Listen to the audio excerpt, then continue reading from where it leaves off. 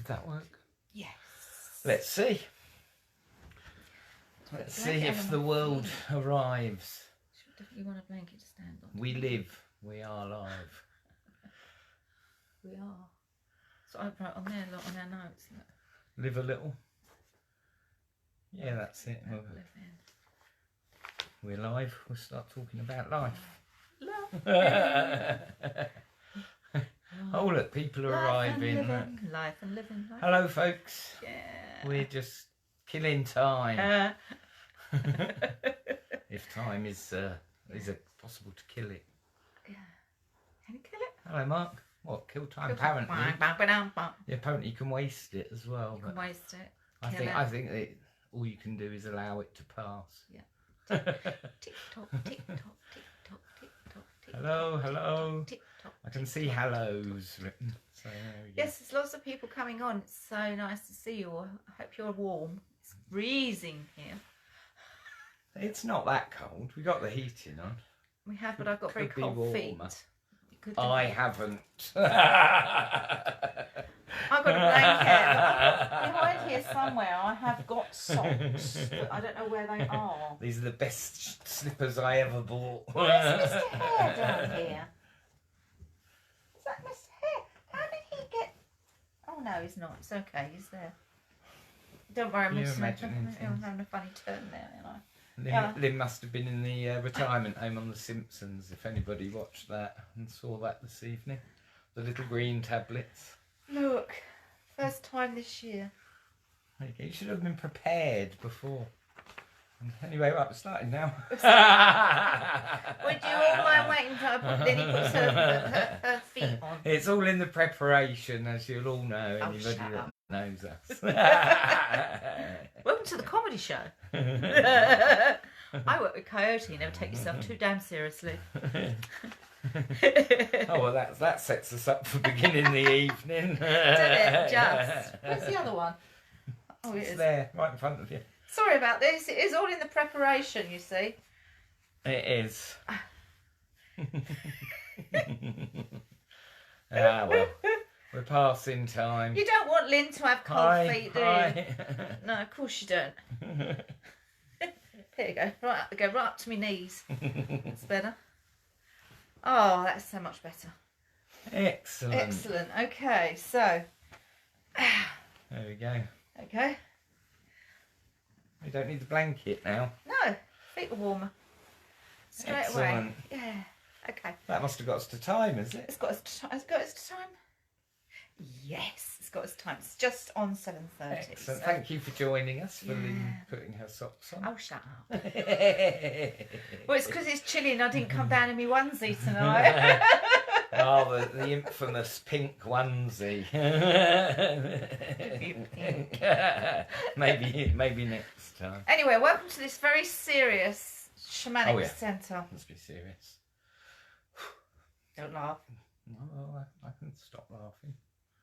Anyway, we jest. Excellent. Welcome, everybody. Yes, welcome. And wow, we've made lots of notes tonight because this is such a vast subject. It makes me wonder whether we should have got it over too. But I think what we'll do will be good after Christmas to maybe do a follow-up on this and give people time to digest and maybe come back with some questions and we can maybe answer them in January. Well, let's see how we go anyway. Let's see how we go. Yeah. So really, let's at the beginning. Yeah, well, the reason why we're doing it really is because people seem to be very confused out there, and there seems to be so many people confusing the confused.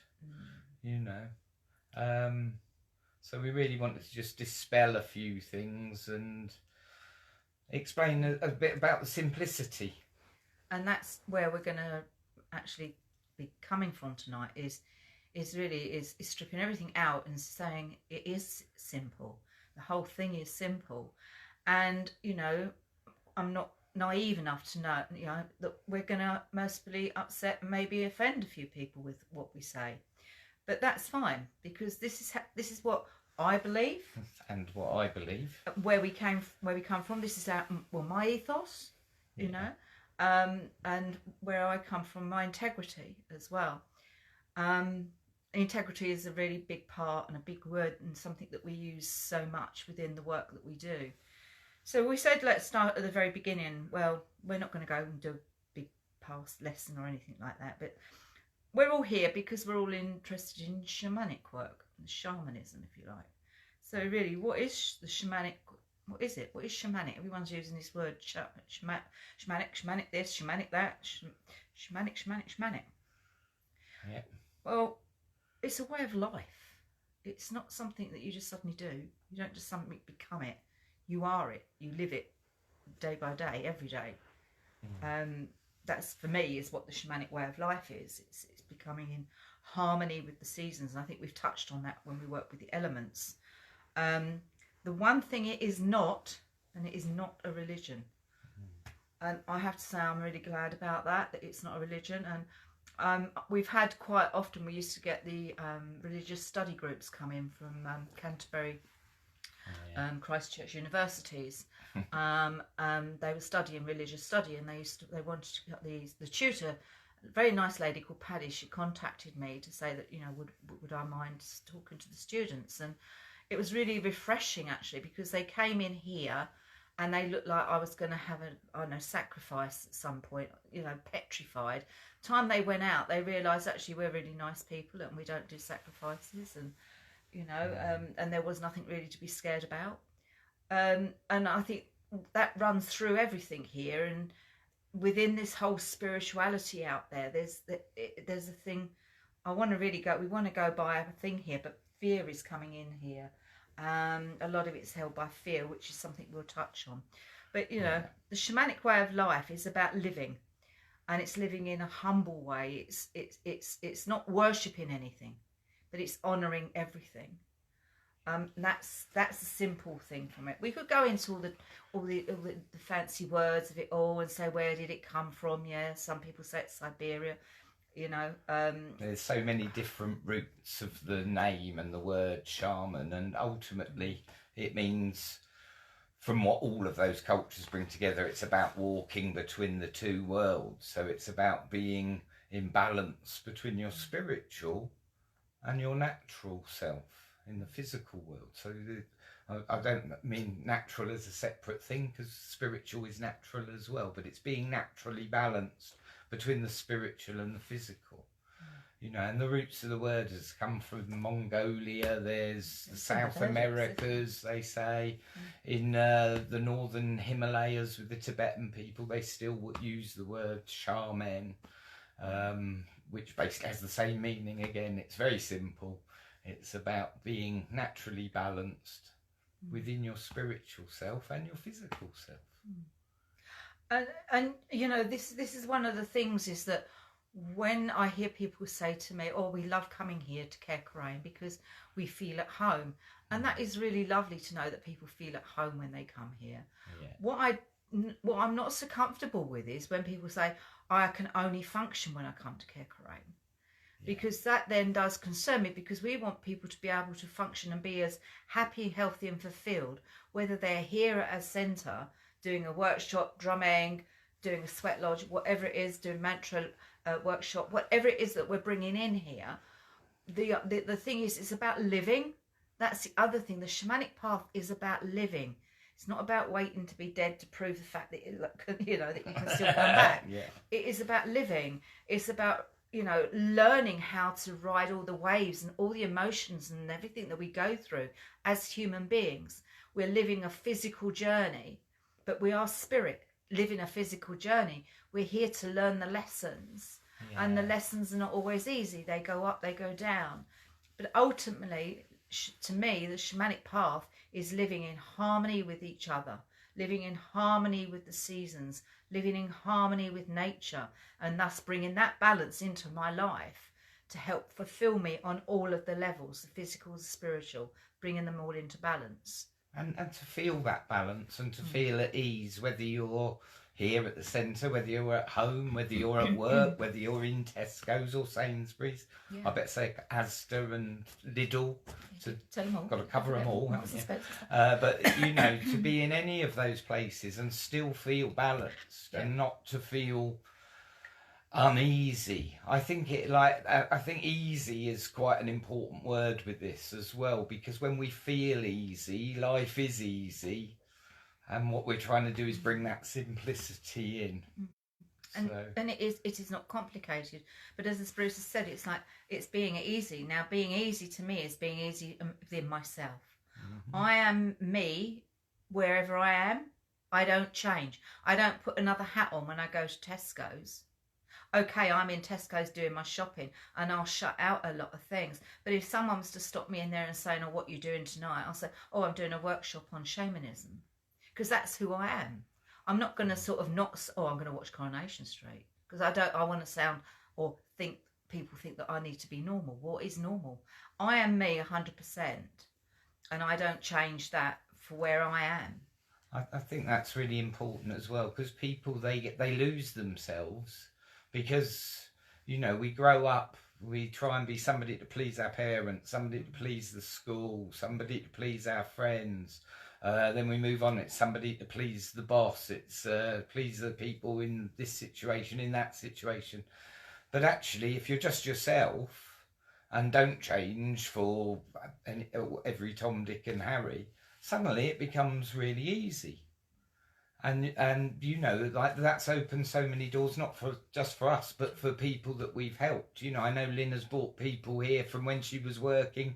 People ended up at the centre. Myself, I've had people at work, they ask what I'm doing. I say, "Oh, I'm running this workshop, that workshop, doing that." And people have come here to the centre. So actually, if we were to not be ourselves, which complicates our lives, because all the time you're trying to be somebody to please other people, you sort of set yourself up to be a mess.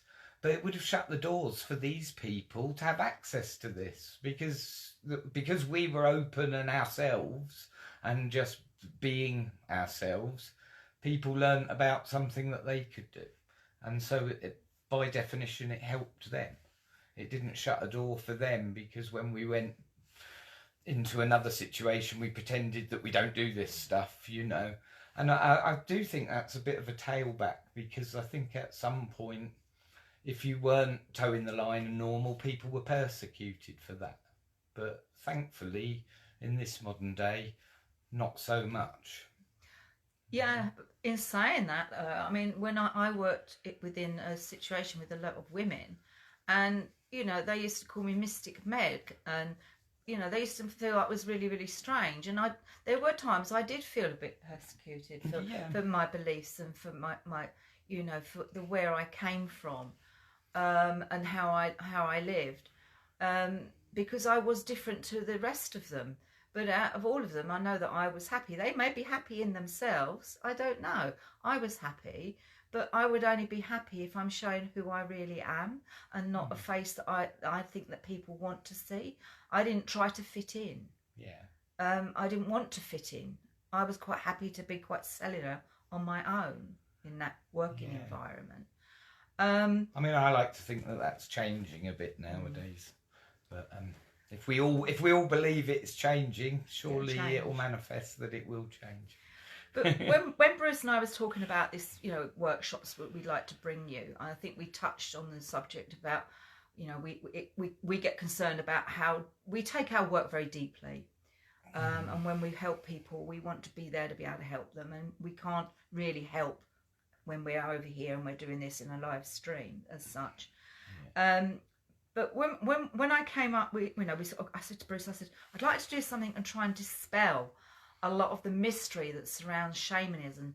I mean, I remember a few years ago, I was doing a workshop. It was residential, and I felt quite saddened actually when this lady came up to me and her friend, there's about 3 of them, said to me, "Where'd you get your shamanic clothes from?" And I looked and I said, "Well, they're not shamanic clothes. They're just really nice clothes." You know, they didn't sell under a label shamanic clothes. I just dress how I like to dress, and you know, and I realised then how separate they were from having this understanding of actually how simple this is. And that's why we tend to strip our teachings back to simplicity. It can be very, very complicated. You know, you can take the teachings of the medicine wheel, for instance, which we talked about last week, and you can have that incredibly complicated, or you can have just a circle, which is every bit as powerful. Yeah. So, you know, what we would hope to do throughout this evening of talking is to dispel a lot of stuff that goes around out there and strip away this illusion that this path, you've got to be X amount of generations down the line to be able to do it. You know, and the secrets, we want to dispel the secrets. Yeah, it's like the teacher line, you know, you can't be a shaman if you haven't been taught by X, Y and Z, you know, you can't be spiritual if your grandfather wasn't spiritual, sort of thing. There's all these different things that, unless it's passed down but from a teacher or whatever, and I think it's having trust, actually, that you already know everything. It's already held in your genetic code. You have a link to it. You are a result of all this information. And spirit is the greatest teacher, you know. And I always have this thing about teachers. I mean, I've spent a lot of time in India learning from different teachers. And out there's this great guru culture. And yes, I honour all of my teachers, but I don't believe that they're God. I believe they had information, and I've had many teachers, and I've learnt from babies, and like they're either just as much God as the guru teachers, or they're just as much not God as the guru teachers, but they're just as great teachers. And the funny thing with teachers is I always find it's easier to learn how not to be than it is to how to be, because when somebody's behaving in a way that doesn't ring true with you or doesn't sit right with you, you really notice it straight away. Whereas if somebody's being in a really aware way, you never notice them. There's not a trail of stuff that they leave behind. There's not always sort of like, oh, that person's always late or letting me down or cancelling or any of these things. It's just everything goes with the flow, and you don't really notice the people that are being in that way. And I think there's a real misconception here as well, where you think that somebody has to be old to have wisdom. Because my goodness, you look at a child's got a lot more wisdom. And until the child starts to get programmed, I mean, we have no original thought form from the moment we're conceived. I love that. When you actually think about it, because as soon as you're conceived, you're starting to pick up all these thought forms that your parents are putting into you, or especially your mum, because you're being carried by her. You've already got the DNA of both, haven't you? You know, so you're programming those children, and then you watch these children get more and more programmed. And I love to see the children that are being brought up in and around like the way we live. In that more natural way, where it's quite an acceptance for them to see these things, and they have this greater understanding of not being separate. They just see love, or they just see it's quite natural to do these things. It's not something weird and strange. So let's go back. Right, we're going to go back a little bit here. So we're going to start in those early days of this mysterious shaman, you know, that lived in the hills, lived in the jungles, you know. Yes, they are still out there. A lot of them are out there. But we're bringing all this into the modern day, into now. This is in the here and the now. And the one thing that we have to always remember is, where do these names come from? Where do these names shaman, medicine woman, medicine man really come from? Who are they? What are they? Well, the medicine woman would have been going back to the lady that lived in the village that did the births, helped with bringing the babies into the world. Or the little, you know, or the woman that used to go and collect the herbs to heal, or the man that went to collect the herbs to heal, that helped lay out the dead. You know, and this is going back. So, you know, where these names sort of suddenly came into, medicine man, medicine woman, they were they didn't give themselves those names. It would be the people that they helped would give them those names. That is such an important point, because we're talking about simplicity. We want to dismiss the illusion. So, a shaman. Do they call themselves a shaman? Or is it that other people call them a shaman? Can you see that ego interaction? Have they named themselves? Or were they named? Now, we did a great weekend here years ago where we had a couple of amazing medicine men from the States come over from 2 different Native American tribes. And one of them, when he came over, we put on the information for this weekend that we were doing, we put down that he was a medicine man. He immediately got in touch. He was like, "Oh, I don't like that you've put me as a medicine man." And we were like, "Well, you are a medicine man." He said, "Yeah, but I'd never call myself a medicine man." We said, "Absolutely, that's why we've called you one." Because he is a medicine man, and he still is a medicine man, whether he gives himself that name or not. But the humility, how humble he was to actually get in touch and say, "Oh, can you remove that?" And we said, "Well, we're not going to, because we've given you that name and you haven't given that to yourself." However, you get other people that are straight away onto the name to give themselves a title, whether it's shaman, medicine man, medicine woman, whatever. People are very happy to take on that name because it's part of the illusion, And sometimes it goes beyond just saying, "Oh, I'm a shaman, I'm gonna treat everybody and everybody can talk to me as if I'm this all-important shaman." And a lot of other times that stems on to the addition of other names, doesn't it? Yeah. Where people, some people are given names. I did have a situation myself where I was in India and I was given my Indian name, which always made me smile from the time I was. But there's other people that would happily go, "Okay, well, I'm going to scrub my name Bruce. I'm going to use this name now because it makes me sound important or ethereal or something different." I know I've never gone with that. I'm still just Bruce. and you will find that those that do have names, that are given names, and I was given my name by spirit.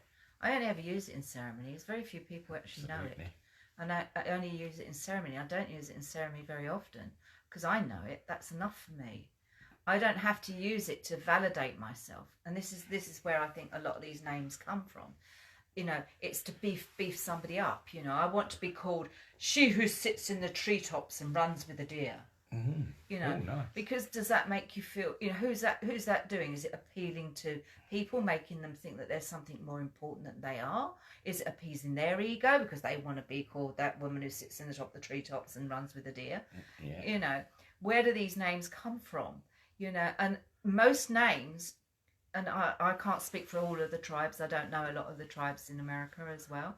But I do know a few people that have told me that their names, they only use them in ceremonies. Yeah. It's not like you don't suddenly call out, say you name your child, "He who sings under the moon." "He who sings under the moon, your dinner's ready. Come and get ready for school. He who sings under the moon." That's right.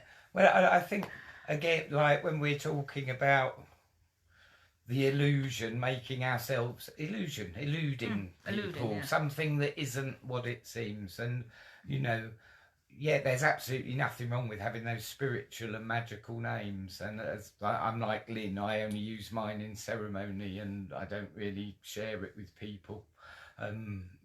Some people have asked, they've been told, but generally it's something that I keep for myself because I keep the power in that, I feel, by keeping it in that way. So, I think, again, we're down to intention. It's like the tribe calling the medicine man a medicine man, or the individual going, "I'm a medicine man." And it's kind of the same thing, but I'm a great believer in the simplicity of my mother gave me a name. My mother and father gave me a name. I respect and honour my mother and father, and I use the name that I've always had. And I hope that doesn't upset anybody that's changed their name or gone on to one of these things, but I would always look at the reason why, So if you are one of those people, as long as you know why, that's fine. That's a simplicity for you. Yeah, absolutely. I mean, a lot. everything that you do, or we do, we class as medicine. So we're giving you medicine, and it might be medicine that tastes really bad. Yeah. Oh no, I've called myself Sunflower Wall Child for years.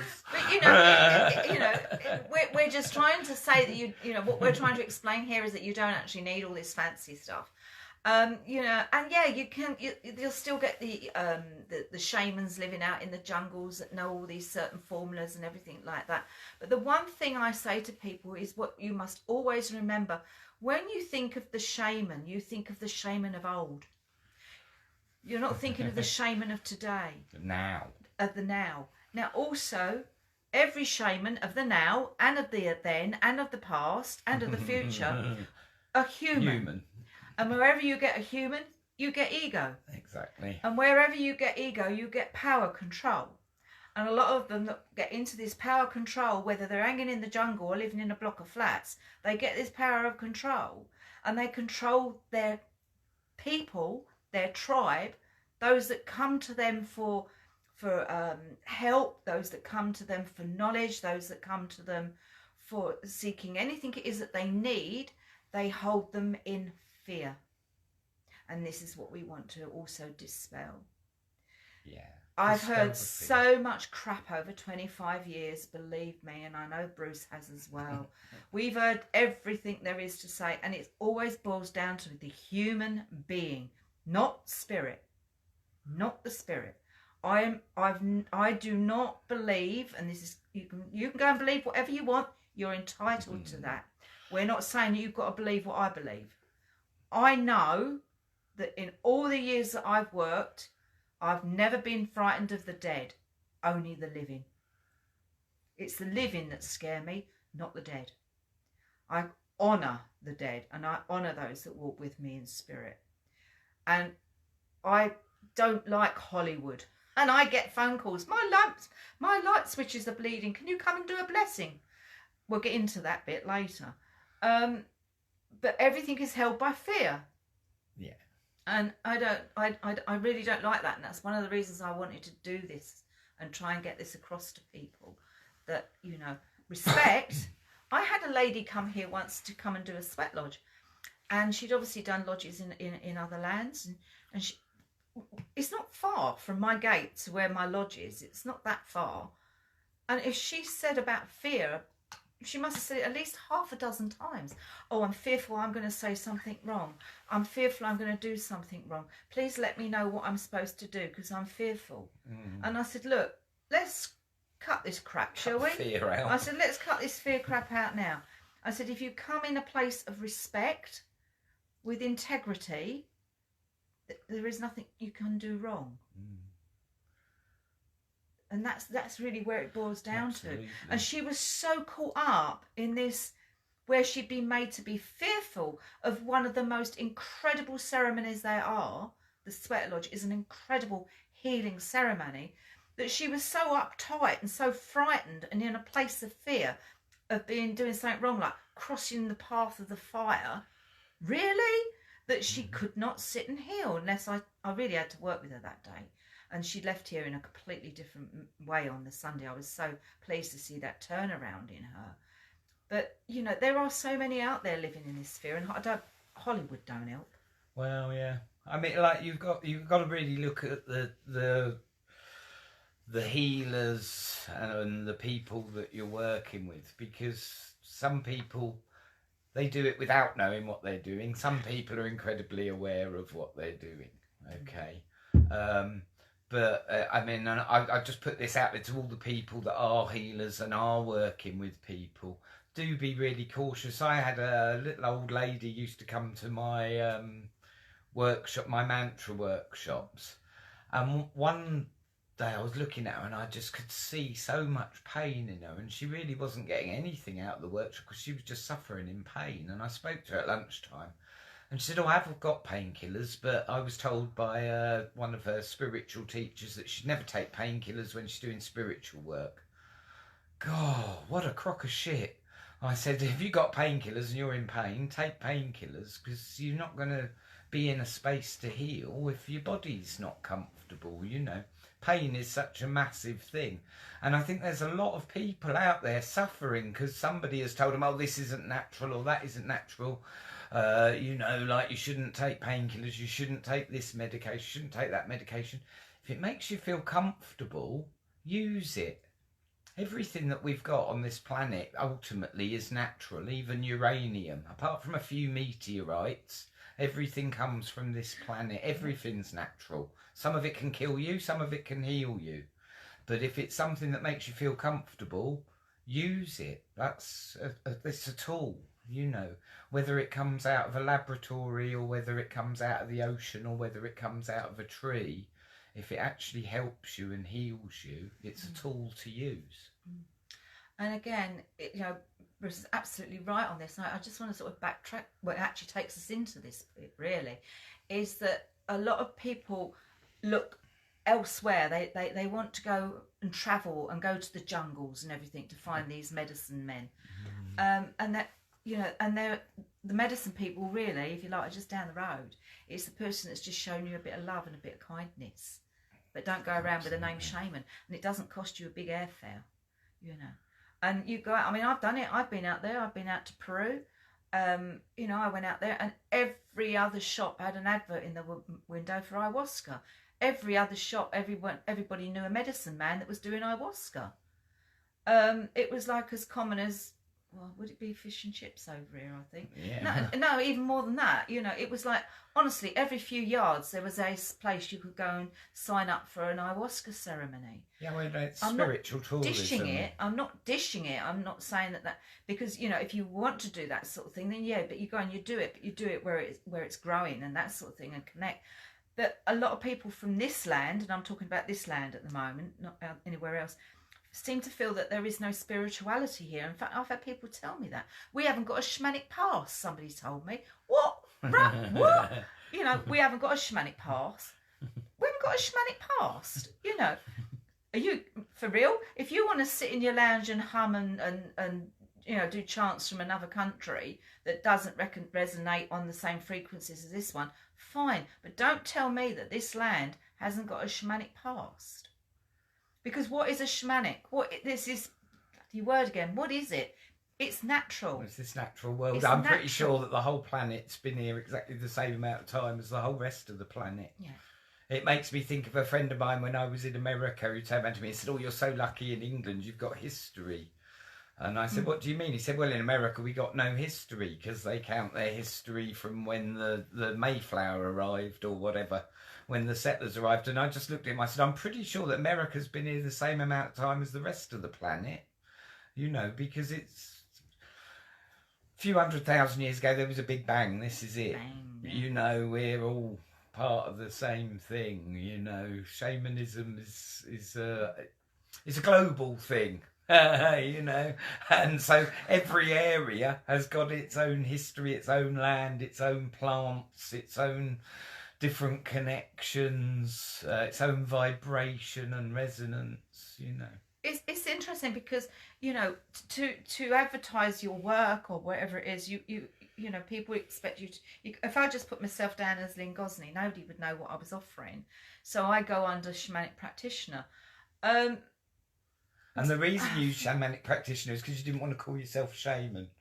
That's true. That's as simple as that. That's the simple truth. Yeah. You know, we do shamanic practices, but you're not going to give yourself the title. No. So. And that's the thing is because the title only comes from the people anyway. It's the people who decide. You know, who's worthy. Like our friend was the great medicine man that came over here.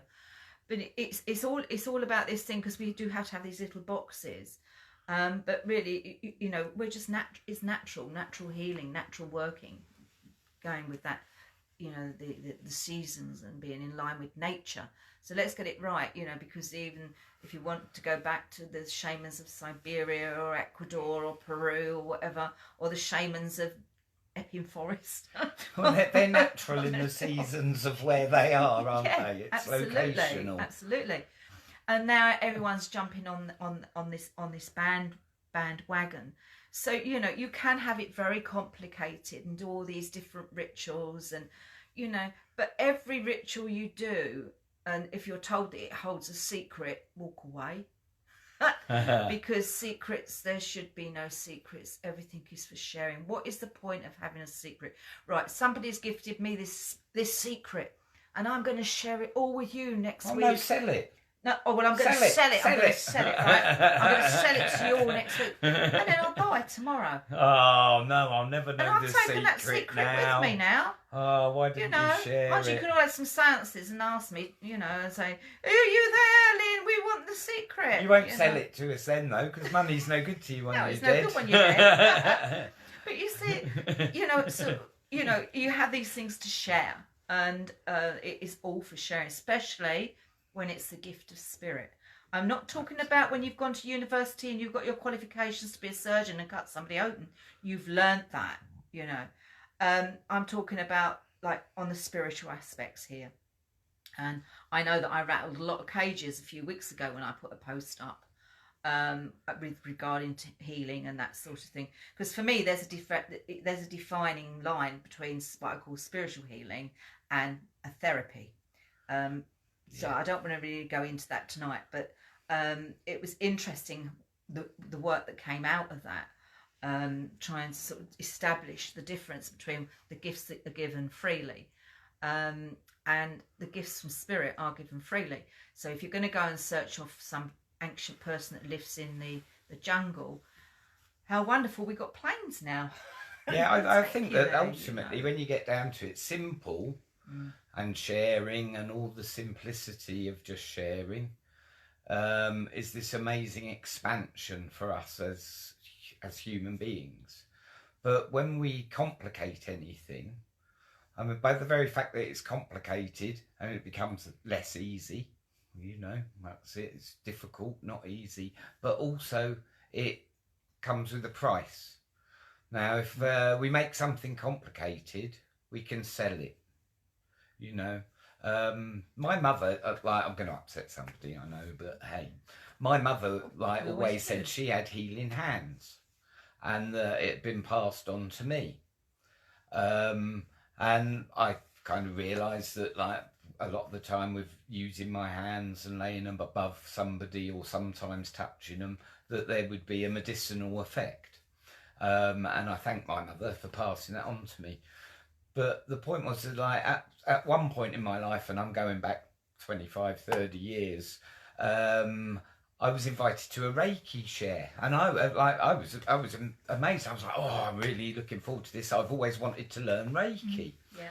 So I go along, and all I really knew about Reiki was it was the same sort of hands-on healing, and I knew that there were symbols and things like that. I didn't really have any more information than that. So I go along to this Reiki share, and the teacher, the master, the Reiki master, yeah, that's it, he comes in, and we're there, and it's the start of the evening, and he says, oh, well, we're going to do some healing on this, and he says to me, he says, oh, well, you can take the feet of this person. And I said, oh, I've never done Reiki before. He said, oh, yeah, but you know what you're doing, don't you? I said, well, I've got an idea.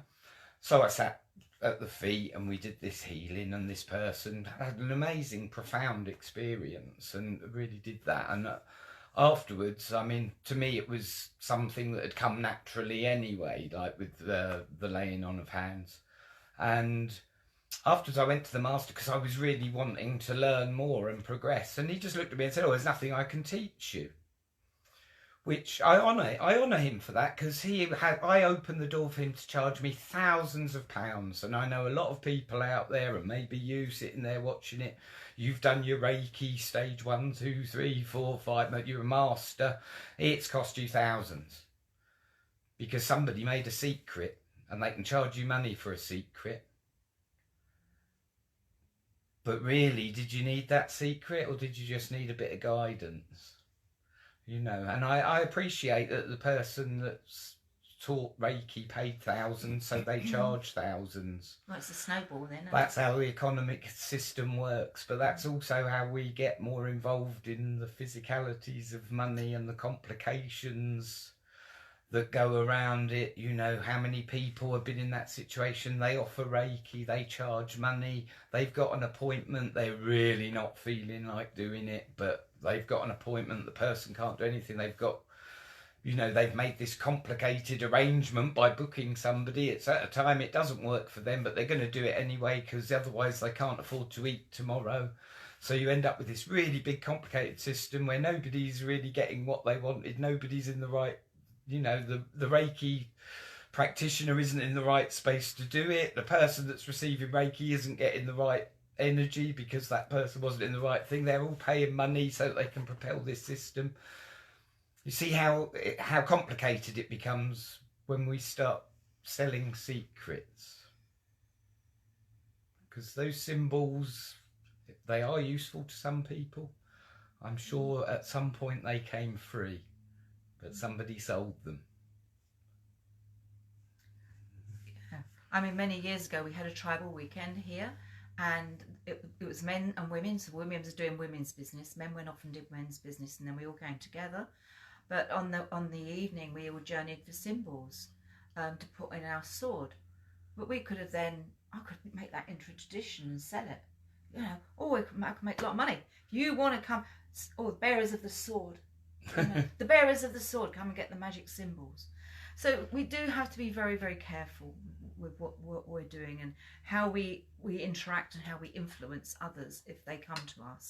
Because we have to always remember that when people usually search out the I like to think of it as complementary, as alternative. I like complementary because the medical side of things is a whole nother workshop really, but it's all there. I mean, we wouldn't be here now if we hadn't had the progression. If we hadn't progressed medically, we wouldn't be here because we'd have died when we'd have been old at 20. If it's an alternative, it means if you have a massage, you can't have a paracetamol if you've got a headache because you had an alternative, not a complement. Yeah, complementary is a lot. That they can balance things out. So, like when Bruce's little lady was in so much pain, she could have still received healing and still given healing, but she would have been taken out of her pain because she'd had a painkiller that was born out of a natural derivative. Anyway, it would have come out of nature. You know, because most of nature is there for medical reasons. So I don't want us to get lost in this. It's such a vast thing that we're trying to cram in here. But you know, we can don the hats and the masks and wear the strange garb, do all this weird stuff around fires and make out that we're so important, and we're so amazing. You need me. You need us. You need us. Without us, you're nothing. Pay us. Yeah. Put it in hand. Yeah, and that's what it comes down to. Now, someone's argument is about valuing the self. Well, if you don't value yourself, I'm not going to value you. If you come to me for healing, I'll give you 110%. If I see you not valuing yourself, why should I value you? Why have what's I'm not going to give my time if somebody isn't prepared to give themselves time. So it's all about and the other thing as well, you see, is the bottom line of this is if you take away the controllers, you start empowering your people. You empower yourself. And this is what we're about. We're about empowering people. And if you hold on to secrets, you are not empowering people. You're disempowering them because they don't think that they're as good as you because you got these secrets. You're empowered.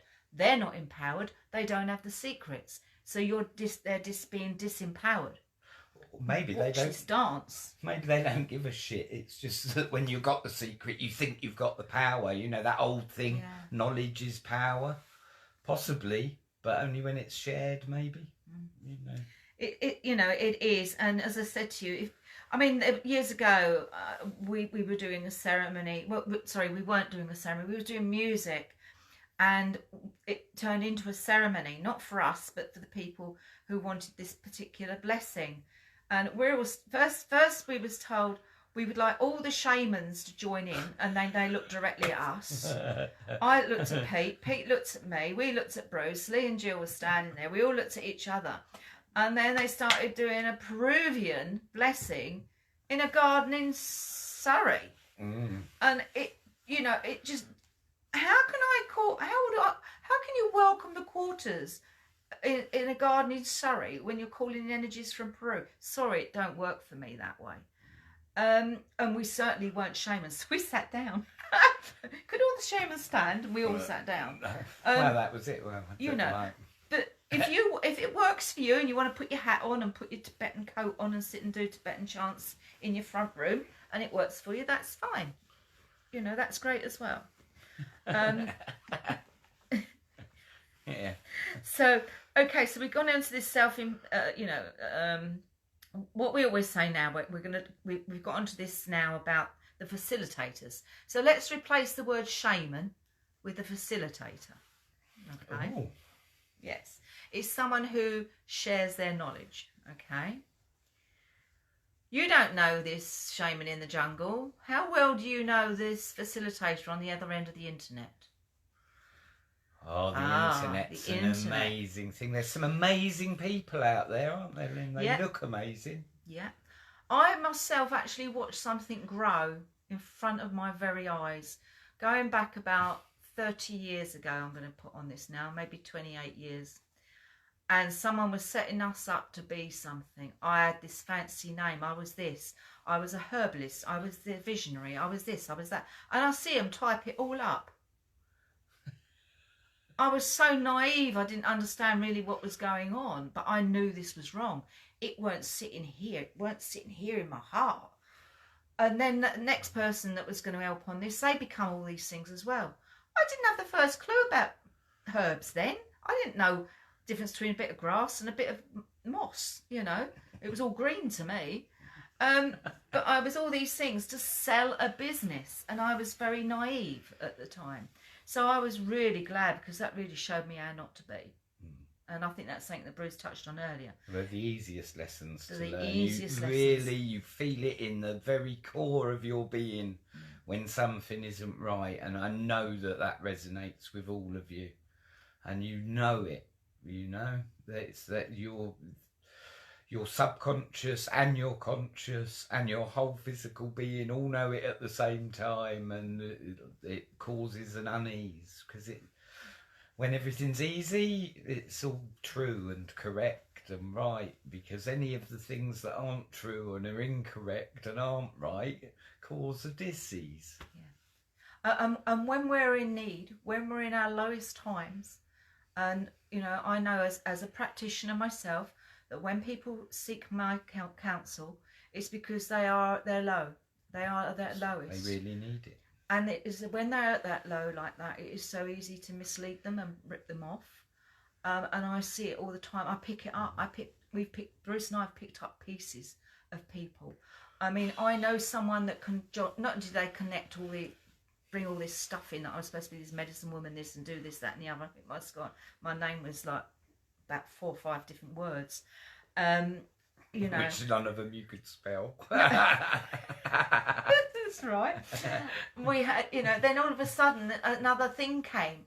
Oh, I've got to learn all this. I'm going to start selling all this stuff now, because this is really good, this stuff. They'd got drawn into Wicca. Oh yeah, let's go and get all the stuff in we can sell. I'm going to learn about this quickly so I can set up a workshop next week. Really? So where I'm coming from here, and what we're trying to get over here is, we'll touch on the internet in a moment, but up until we had all this trouble with lockdown and everything like that, a lot of the times you could go and you could tell you could feel your facilitator, you know, get to learn a bit about them, go and see them. You know, I went to one many years ago, again, when I was starting out on my path, and it was very, very expensive in those days. It was a lot of money. I had young children at the time, and there was 3 of us went up to London to this particular workshop. We were supposed to be learning all these chants, and we was going to do all this amazing stuff. Well, it was in this woman's house. I'm not going to name names, but I think it was about 30 or 40 participants. Okay. The first thing they did, she smudged each person individually. So about an hour later, when the smudging had been done, she passed a talking stick round. So you imagine 30 people with a talking stick. By the time the talking stick come back, it was lunchtime. We had to take our own food, so we broke for lunch. We learnt one chant, Om Mani Padme Om, which everybody knows. That was the only chant we learned. When I wrote to them afterwards and said this was a total rip-off, it was a total waste of money, we learnt nothing. We sat there all day basically doing nothing. She said to me, if you want to learn about shamanism, I suggest you go out and buy a book. Excellent. You know, so that really showed me to be very mindful of where I'm going to put my energy. I would like to see these people, and I don't take anything. And I say to people, you know, don't put me on a pedestal, because you're going to be very disappointed, because I'm very human. You know, and look at those, go by recommendations, because nowadays anyone can set themselves up as anything and call themselves anything. And I see so much irresponsibility out there. It's very easy to make yourself look good on the internet, you know. You only need a few good images and a good back banner and the right fonts, and you know, well, you see it now anyway. You know, you can go out there and anybody can make a good page on Facebook, can't they? You just need the right pictures or anything else. But think about the person behind that. And how proficient are they? What is their knowledge? What are they offering? What experiences do they have? You know, I mean, we can, as Lynn said, she could have learnt shamanism out of a book. So, you know, we can all learn out of books. I'm not dissing books. I mean, although I do think that most of the time you need to throw them away and learn from your heart and your head and from other people and observation and all those things. But books still have a use. Don't burn your library on my account. I've got a big library, yeah. But if somebody has only learned from books without any experience, then like be wary of that, because it is very easy to read a lot of books. And I know, like, we all came through the school thing, didn't we? And like, how many of us, we did school, and the teachers may or may not have been good, but the majority of it came out of books. And then we sat an exam where we regurgitated everything that we put in our head out of the books. And then we went out into the real world and thought, fuck, all that knowledge that I got didn't really help me. And you start from the beginning. There's a moth in here by tonight. Yes. Yeah, you know. So, like, the books give you a good background knowledge, but that's not necessarily the same as, like, the experience that we gather. How can I put this? You could read 100 books about the shamanic journey, but you're not going to then go, okay, I'm going to do a shamanic journey for somebody, even though I've never done it before, but I've read 20 books. Oh, and we see that all the time. You know, we see it all the time. I get people come, they'll do one lodge, and they'll say, oh, I'm going to go and do a lodge. Where'd you get your rocks from? Where'd you get your poles from? Where'd you get this from? Where'd you get that from? How'd you do this? How'd you do that? And I just look at them. They're not getting nothing out of me. You know, because in my day when I started, you know, we didn't even have the internet. I mean, now all they've got to do is look stuff up, for goodness sake. You know, but they expect me to tell them. There's always people like that. I have people at mantra workshops. Yeah. They do, like, it's usually at lunchtime. So we've done like 2 hours of mantra, and they're like, do you think I could teach this? I'm like, maybe do it a few times first, you know. And don't get us wrong. We're not saying here that we're holding on to secrets. We're not. What we're saying is that you learn. You learn as you go along to do these things. Yeah. You learn them. You know, it's simple. The more you do it, the more you learn. Absolutely, you know. And I mean, bless them. I, you know, when I take people through learning lodge, they commit to 3 years to me. They commit to 3 years of doing lodge. They don't sit with books. They sit, they watch, they take part, they do. You know, and then, or as people are asking me if I can recommend somebody. I won't recommend anyone that I've not experienced, because how can I recommend somebody if I've not experienced it firsthand? If I've experienced something firsthand, then if you know, it feels right, then I'll recommend. So well, also people change over time, yes, don't they? I've experienced things from people. Would I recommend them? Absolutely not. They're completely different now to they were at that moment in time. You know, everything's very fluid. So, and we're all very, you know, when you're seeking, when you're in need and you're seeking someone out, you're putting your trust in them, and that is a great honour. You're very honoured for that, you know, and you have to be really humble and feel very honoured about that. And that's why you know, to come from that hollow bone and allow those teachings from spirit to flow through you and enable you to help that person. You've got to get yourself out the way. And anyone that's got a big ego and feels they can be the master of all, what is it, the jack of all trades and the master of none, you know, I know my path. I know what I am. This is what I do. This is how I share. This is how I teach. This is what I do. If you want something else, go somewhere else, because I'm not going to offer something else because it can outsell it. Okay? Yeah. So if you don't like that, you go somewhere else. And I think a lot of that jack of all trades is so that the bigger the list, the more things you're offering, the more likely somebody is to go, oh, yes. You know, it's like sweet shop, isn't it? If you're sitting there, we're running a sweet shop and going, oh, we've only got one flavour, but it's a natural, holistic flavour. And somebody else is going, oh, I've got 1,000,000 flavours I can sell you, you know. I've got your Reiki flavour, I've got your crystal flavour, I've got your massage flavour, your reflexology flavour. I've got your pagan flavour, your druid flavour. I've got your Muslim flavour, your Hindu flavour. I've got every flavour, you know, come to me. And yeah, and how much are they cramming in this workshop? You know, you've got all these things you're going to do throughout a workshop. You know, it's going to run from like, I don't know what, 9 in the morning till 5, 6 o'clock in the evening. But you're offering 20 things in a workshop. How are you going to get time to do all of that? How are those people going to learn and absorb that? So there's a difference when you're teaching to when you're sorry. I'm just laughing because sounds a damn sight better deal than your on Mani Padme on workshop, doesn't it? You know, they're doing so much in the day that you're not actually going to do anything, you know. There's this whole thing. But it's, you know, it's being mindful, it's about being respectful, and it's about being humble. You know, and the gifts of spirit are there, that they are really there. They really are there to help. And, you know, this is this thing as well. Look at the person. How if you're going to go and see somebody for, I don't know, for healing, say you want to go for shamanic healing, or you're going there to learn from them because they're running a workshop. You know, how well do you know them? How much do you think they actually really know? Are they balanced?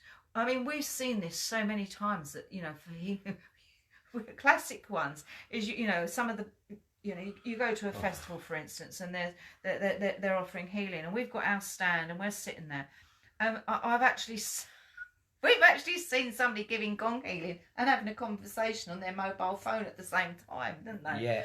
Yeah. Arms length on the gong and whispering into their phone, and no, we've seen it all. You know, like you watch people, look at the people. If you, especially at these festival environments, because like you know, there's such a mix of energies, but there's so many healers there, and there are good healers in amongst all the some really good people. Not so good. Or let's say there's some better healers in amongst all the healers. But look at the people. Look at the attention they're giving other people, because especially if you're paying for a service, you want to get what you're expecting. I mean, we come from a place we don't charge for healing here. You know, we teach and we'll charge for teachings and other aspects, but when it comes to healing, we never charge for healing, and the website's always there. You know, there's contacts for people that need healing. It's something that Spirit has decided to use us as a conduit for, so we do it for Spirit and for people, you know. It's not about making a physical living, you know. I work as, I have a different job. I'm a nurse, so that's how I earn my money, you know, in the physical world. When it comes to spiritual healing, I'm not going to muddy the waters with money.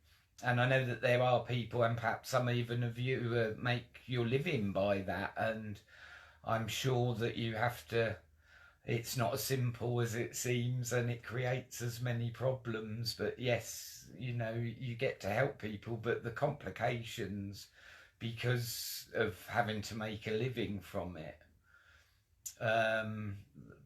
to me, they just outweigh the idea of keeping it separate, keeping that away from the commerciality and everything. And don't forget, we're talking about healing here. You know, not you know, if we take courses, we charge for it.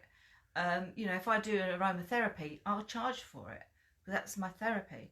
But if it's shamanic healing that they want, because that's the way I work, then there's no way I would charge. Now, someone might say to you, well, that you're not valuing yourself, you're not valuing your work. Yes, I do value myself and I do value my work, because before I get to that point of giving them a lot of my time, I have to find out how much time they're willing to give themselves. And if they're not willing to give themselves any time and they want me to go and fix them, I'm not into that. I will help them find the tools to fix themselves. That's the difference. Well, that's because we're down to, our main ethos is to empower people. So if you come to us, we're not going to take your money and make you rely on us. We're going to not take your money and give you the tools so that you can rely on yourself. Because people will just sell just about anything. Yep. You know, and we know that. We've seen so many things advertised online. There's soul retrievals online, lunchtime soul retrievals, paperclip healing, fantastic. Like we run a yearly course, and at times we've put up these joke healings for the people on the Pathways course. And yeah, I mean, it's interesting. We'll go into that, and we'll share that one in a minute because that's really fun. We'll definitely go into that. But I mean, just this week I had somebody ask me, they'd seen someone offer. Well, I see somebody offering. Now let's get into the internet at the moment. Now there's this thing about need and greed. Now, if you've got to hire somewhere, say you have to hire a therapy room to do your, to do your spiritual healing, and you've had to pay for that, there's a difference between need and greed. And when I put a post up the other week, people didn't actually read it, because the actual said people who's charging exorbitant prices was what I actually said. I didn't say do not charge. I don't charge. That's my choice. Need and greed. Always remember that. Go with the thing that need and greed. You can't go wrong with that. Now, where I was coming from on this is that I actually see somebody doing something online, which means that they're doing, I mean, we're doing this from my home. This isn't costing me anything. I've got my internet. I mean, it's a little bit of heating. That's all. A little bit of heating. So don't forget. Now, they were offering to do a Reiki attunement. Okay, Reiki attunement. £135 to £155 per person.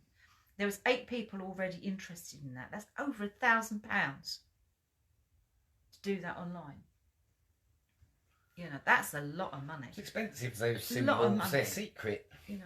But whether it's Reiki or not, there was another one that somebody asked my opinion. I don't like giving my opinion. I just said to them, well, yes, it is a lot of money, and that's all there is to it. But they were advertising I can never say it. It's that chocolate thing, cacao. Oh, cacao ceremony. And a cacao ceremony over the internet, and the prices were ranging from £33 to £111, and you had to supply your own cacao. Now work that one out. And then the person that's running these things, how do you know them? They could be anywhere. Could be in Timbuktu coming into your lounge. But it's on the internet. You can get lots of good recommendations on the internet. It's easy to get good recommendations on the internet. You just need enough friends to give you a good recommendation.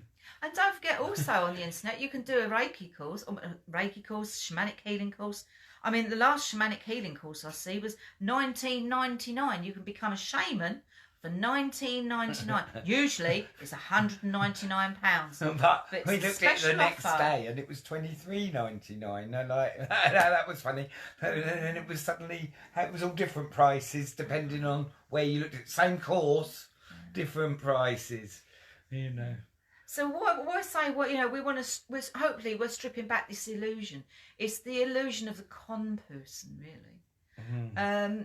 It's stripping that back. And if you really want to learn ancient healing techniques, well, what are ancient healing techniques? We're bringing the ancient into now and doing that simple with a drum. Is it rocket science to learn from a drum?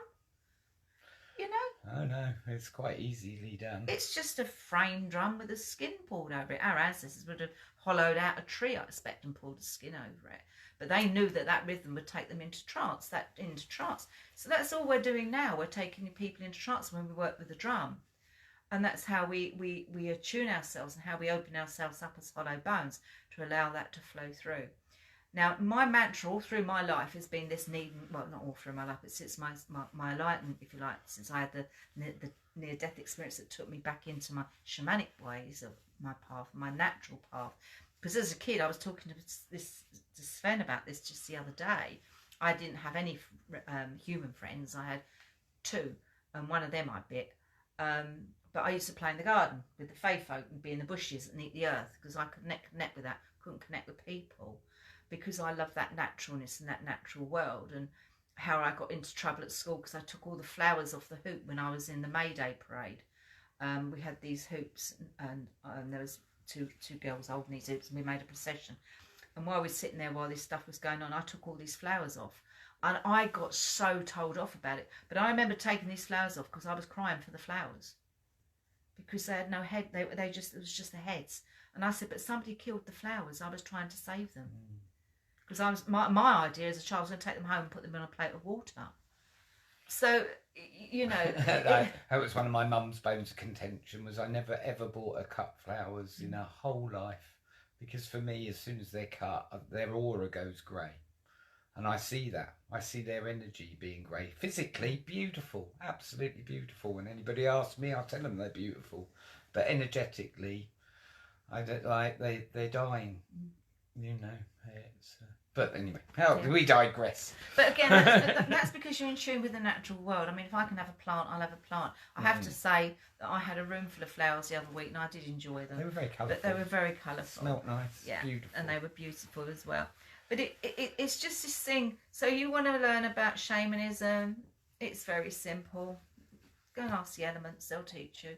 You can get on a plane and go into some jungle somewhere and have all your vaccinations and everything. Go out in the jungle. If you want to go in the jungle, you've got to have a vaccination for that. You're better off... and it's great being in tune with nature in a place on the planet. I mean, any place on the planet. But it's more beneficial for you as a human being to be in tune with the place that you live, your natural environment. So that's the place that you want to be balanced in most of all, and then hopefully that will help you be balanced in all the other places that you go. But how many people Vipassana is a great thing, and this is like can be 8, 10, 12, 14-day retreat that's usually in silence, where you just eat very, very simple foods. And maybe do some meditation some days, but it's a real low stimulus environment. Now, I've watched people do that, and yeah, you get an amazing feeling coming out of that, but I watch people just keep going back in, and it's like they become addicted to the process rather than using the medicine, if you like, because eventually they will have to go home.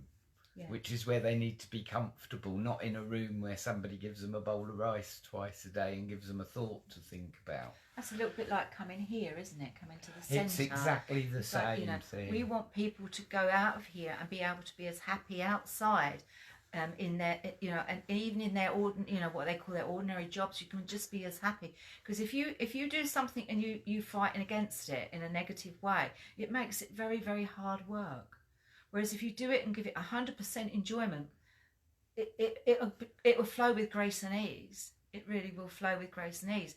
But this is what we really hope that we can give people that insight of empowering themselves. Because we can't heal them. And I think that's something you have to remember. We can't heal anyone. What we can do is give them the tools to heal themselves. Healing has to come from in here. And it has to come within you. Yourself. Yeah. And the responsibility, and I do want to get this in as well. Going back, a good few years ago now, maybe 20 years ago, I had a real run of really bad health. I had about 5 major operations in less than 5 years. And the last operation I had, I thought I was going to die. I really did. I was incredibly ill.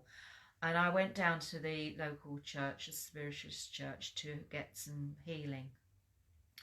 I thought that was the way to go. Well, the first thing that threw me was when they walked out in their white coats. I'd just been surrounded in white coats in hospital. I really didn't. The sight of this white coat took me immediately back to the hospital environment. And then this healer turned around and said to me, oh, you're getting over this lot of surgery, but you will have to have more. I was still sitting there with all these, I had zit in my belly, you know, and he's telling me I'm going to have more. I went out of there and I only went back a couple of times after that. It just done me. Oh, but it was the biggest healer of all because you didn't accept it. Yeah, and I didn't go back. It was his view. You know. And I can totally relate to that. I'm sure a lot of people can totally relate to that. But I'd like to just finish that, actually, Bruce, if you don't mind, because in actual fact he was right. And I did have another operation after that, but I didn't need to know it. And he picked that up psychically. And the reason I'm saying he picked that up psychically is because Spirit would not have given him that information. Spirit can't interfere with our lives. This is a whole nother thing. This is a whole nother workshop. Spirit cannot interfere with our life. We are here to live our life. And I see this all the time, you know, Spirit tell me what to have for breakfast. Spirit tell me what to do, get me shopping. No, no, no. They will love you. They will guide you. They are there. They're not up there either, by the way. I always see people look up there for Spirit. Spirit are here. We're here. Everywhere. We're in this world. We're all in this world together. It's just at different frequencies and speeds. But yeah, that's going to take me off on a tangent. So that's a whole nother ball game. Yeah. But you know, I think that's right. The choice always comes down to you. You know, Spirit's not going to run your life. It's only going to. It may or may not give you the information you need, but it's certainly there to help. But again, it could become a bit of an obsession as well, because it's the same.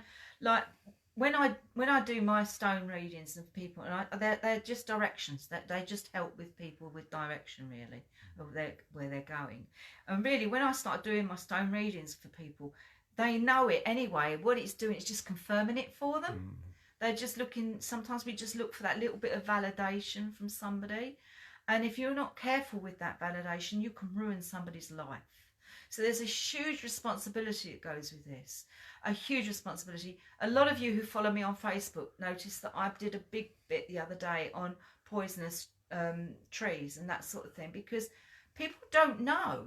When you're first starting off on the path, if you're in the hands of somebody that doesn't really know what they're doing and they take you to do something, it could have devastating effects. I had people say to me when they come to lodge, oh, should I fast for 42 hours? I say, good God, no, please don't. You know, don't mix that medicine. Fasting is a medicine on its own. Don't mix fasting along with a sweat lodge, you know. And I'm not saying that you can't fast with a lodge, but that's, you know, so anyone that jumps on that bandwagon as well, you know, but you have a responsibility. This is where I'm coming from. There's a huge responsibility. So if you're either giving it, sharing your knowledge, sharing your teachings, whatever it is, or whether you're going to seek it out, be careful. Take the blinkers off. This isn't some big mystery, this shamanic path, this shamanism. It's very ordinary, natural, everyday stuff. It can be as complicated as you want to make it. You can, you know, we can throw in as many complications as you want. But ultimately, it is very simple. It's stripping everything that's difficult away. When I used to do fairs and that, you know, I never worked the same as anybody else. They'd give me a piece of paper like this and with all these times on it, a reading here, a reading here, a reading here. But I didn't work like that. I couldn't work like that. People come up and ask me if I've got a space for a reading. I'd look at them and say no, and I've got a blank sheet. And then someone else would come up and they'll ask me for a reading. I'll say yes, I'll give you a reading, because I could see that person needed it, the others didn't. And then I noticed the others had been to everybody else in the room anyway. They'd had a reading from Joe Bloggs over there and a reading from Joe Bloggs over there. Then they wanted a reading from me. You know, I could have took their money. Yeah, come on. You know, get a reading from everyone in here. There's 20 of us. Ooh, we're all going to rake it in. Yeah, if you've got enough money. I'm quite happy to offer card readings for you. If you can private message me, send me a tenner, I'll draw you a card and I'll tell you what I think it means. Send me 20 quid, I'll draw 2 cards and tell you what I think they mean. Send me 50 quid, I'll draw 3 cards and tell you what I think they mean. Alternatively, you could get a pack of cards probably for less than a tenner if you shop around and draw them yourself. Better still, we could offer 2 soul retrievals for the price of 1 at lunchtime. If you can fit it in your lunch hour, 2 for the price of 1. Yeah. How's that? But Bruce touched on it earlier, and I actually wanted to finish on it when we were saying about how gullible. I don't think gullible is the right word. That's a bit insulting. I don't mean that. How sometimes people are searching so much. They're like, especially if they're new to the path, they're either in a desperate situation or they're new to the path and they want to suck up all the information. And you can be really gullible. And this, actually, if my friend Lynn's watching tonight, Lynn Rye, I put a post up yesterday because it come out as a memory, and I took it down really, really quickly because I wanted to bring it into tonight. But there's been a couple of things that we've done here. And the first one of the great ones, well, there's two big ones that we've done. The first one was that we was working with our shamanic study group that we take, Pathways, and we said, right, okay, this is this latest phase coming in. It's really going down well in this country and in America. It's the newest fashion, and it's working with all the elements. Pan healing.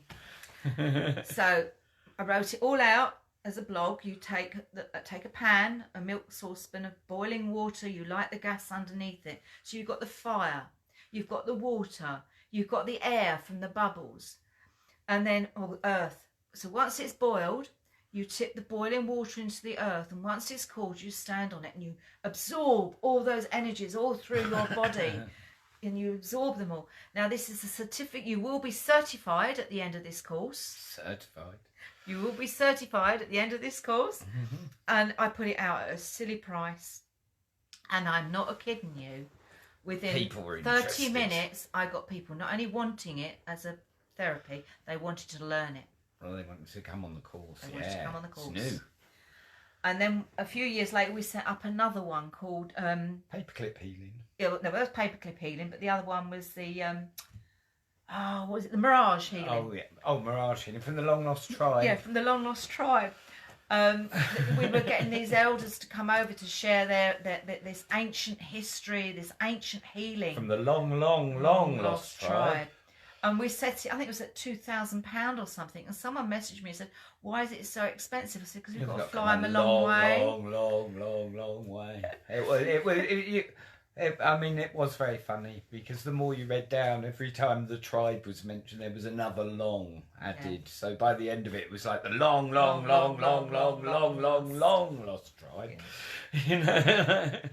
But it is a sad fact that you can, you know, you can sell things, and I've seen people sell things. I had something done in front of my very eyes to sell me as a person at the time, because I didn't realise that my light was shining so brightly at the time and I was having to be dimmed.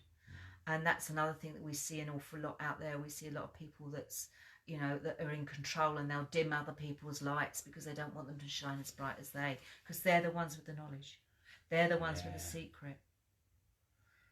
You know, so unfortunately, wherever there's humans, there's ego. Okay, that's right. So just always trust your gut. You know, we always look to someone else, don't we, for validation. The ultimate thing is trust yourself. Trust your own instincts. If it doesn't feel quite right, it's probably because it isn't. If it seems expensive, it probably because it is, and you're not getting value for money. You know, if you can ever find value for money in that. And be like, it's easier to look at somebody and decide in the moment whether you want what they're offering than it is to look at a website and decide whether what they're offering is good. Because everybody can make themselves look good on the internet. Yeah. And if you're not actually internet savvy, pay a few quid to somebody else, they'll make you look good on the internet.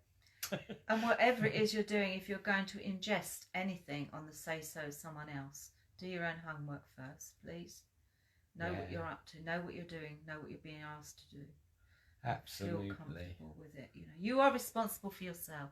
Do not put your responsibility into the hands of someone else, because that is disempowering yourself. And you are all very powerful people. You've just forgotten about it, a lot of you.